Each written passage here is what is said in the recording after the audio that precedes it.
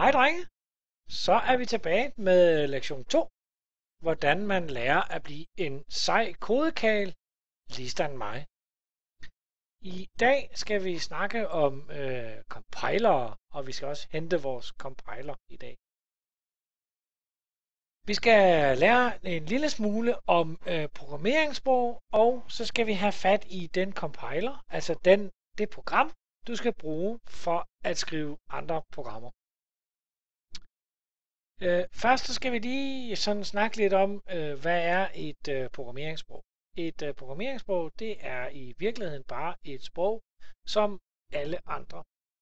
Det består af en masse ord, som betyder noget specifikt. Ligesom du kender det fra engelsk og tysk og dansk, jamen så betyder det ordene noget forskelligt. Og det gør de også i et computersprog. Når du skal sidde og skrive programmering, så gør compileren i virkeligheden det, at den oversætter det sprog, som du har skrevet det i, til maskinsprog, og det kan din computer forstå. Så den tager i virkeligheden det, du skriver i det sprog, du skriver i, det computersprog, du skriver i, og oversætter det til maskinsprog. Der findes rigtig mange programmeringssprog. Der er faktisk over 8.500 programmeringssprog, har jeg lige slået op her til aften. Ude i kassen til venstre, der er der nogle eksempler på nogle forskellige sprog. Jeg har faktisk, kan jeg sige med stolthed, programmeret samtlige af dem, der er ude til listen derude. Både Java og Delphi og Visual Basic og COML og alle mulige andre sprog. Og det sprog, I skal lære, det er det nymoderne C-sharp-sprog, og det er det, I kan se herinde. Det udtales C-sharp. Hvorfor det hedder det aner jeg ikke, men det hedder sproget. Og det er det sprog, der bliver brugt rigtig meget, når vi snakker Windows-platform. Andre sprog, som for eksempel Java, bliver brugt rigtig meget på internettet, men det gør C-sharp såmænd også. Så det er meget forskelligt, hvad for et miljø man er i, og hvad for nogle computersystemer man arbejder i. Så er det forskellige sprog, som som ligesom styrer og dominerer. Men I skal altså lære C-sharp, og det er et ganske fornøjeligt sprog. Det er selvfølgelig lidt svært lige at lære det, men det skal I nok komme efter. I er jo unge, så det kan I nemt klare. Når du sidder og skriver det her, så sidder du og skriver det i noget, du kan forstå, noget din hjerne kan oversætte. Og alle de her, den måde du skriver sproget på, der er en kommando der, og noget du selv har fundet på der, og en kommando der, og en kommando der. Det oversætter compileren i virkeligheden til, lad os bare sige, det er kinesisk, til nogle maskinkodede instruktioner, som gør, at din chip, altså din CPU, inde i din computer, kan udføre det her stykke kode, som nu ved hjælp af din compiler er oversat til maskinsprog. Så i virkeligheden gør compileren det, at den oversætter det fra noget, du kan læse og noget, du kan forstå, til noget, computeren, altså CPU'en, kan læse og forstå og udføre det nede i computeren. Det her, det skal I ikke forstå, og I skal ikke tænke så meget over det. Det er bare lige for at vise jer, at compileren i virkeligheden gør en masse andet. Nu er det her fra en C++ compiler.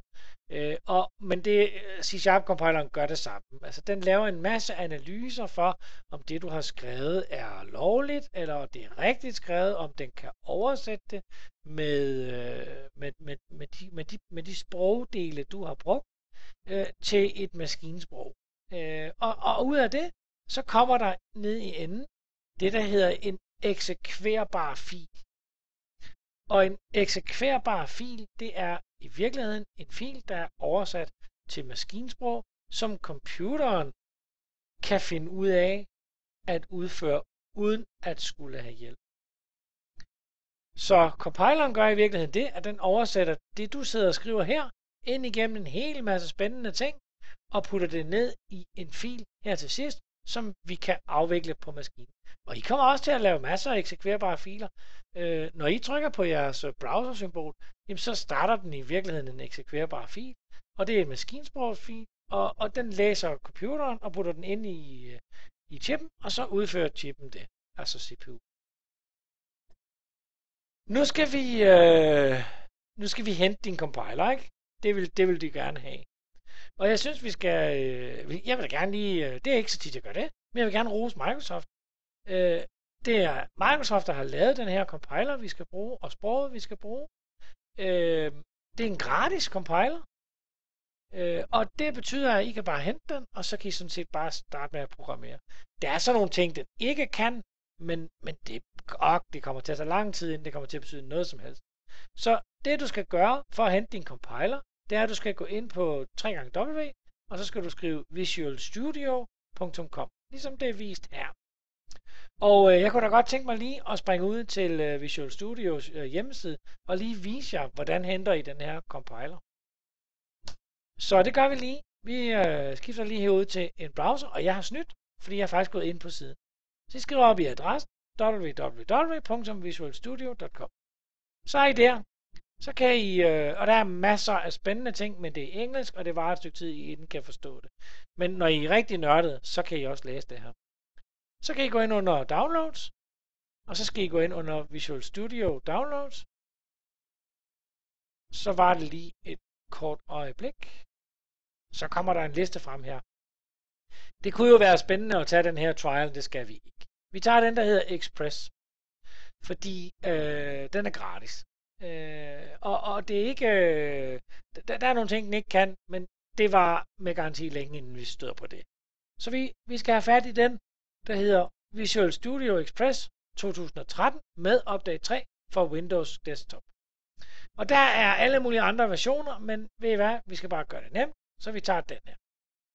Og så trykker du på den, så kommer der en hel masse spændende ting frem, som man kan gøre og læse. Og det skal du egentlig ikke tænke så meget på. Du skal egentlig bare trykke Install Now.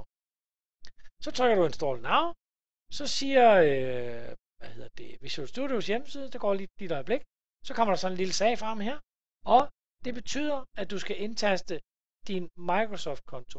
Og hvis du ikke har sådan en Microsoft-konto, så kan du lave en. Den er gratis, og du får ikke en hel masse spam-reklamer. Du kan eventuelt spørge din far, om du må få lov, eller din mor, om du må bruge deres Microsoft-konto, hvis du ikke selv har en, men du kan også tilmelde dig selv.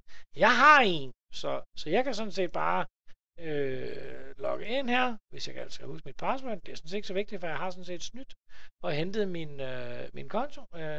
Nej, jeg vil ikke have gemt noget.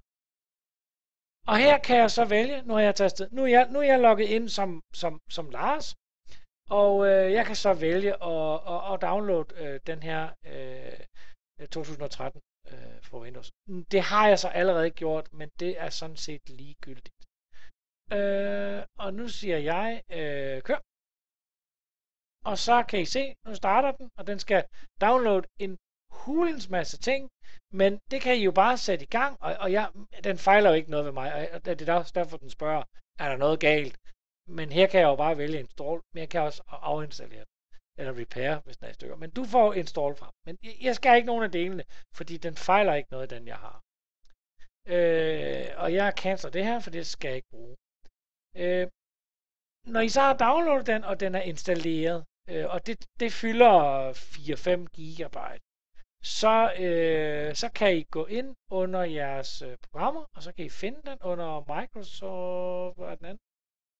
Nu skal vi lige se, eller hedder den bare Visual Studio, det gør den næste. Nå.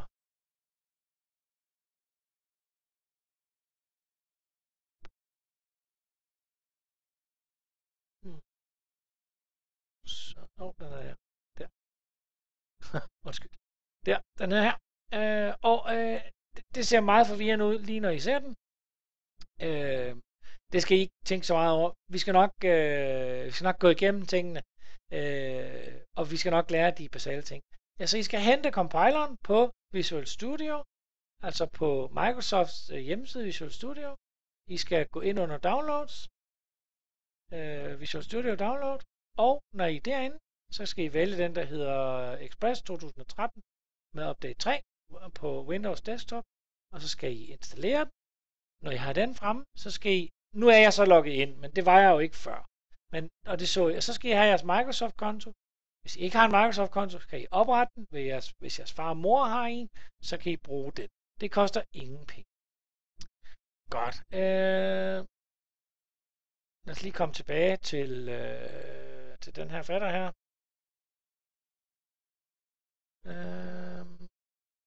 Godt.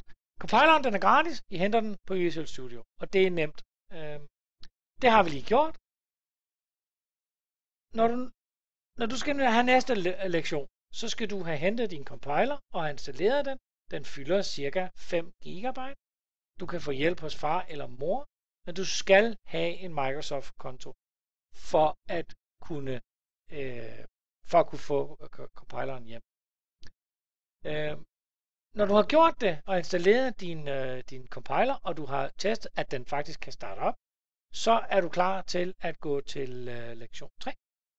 Tak for opmærksomheden. Ha' det rigtig godt. Hej hej.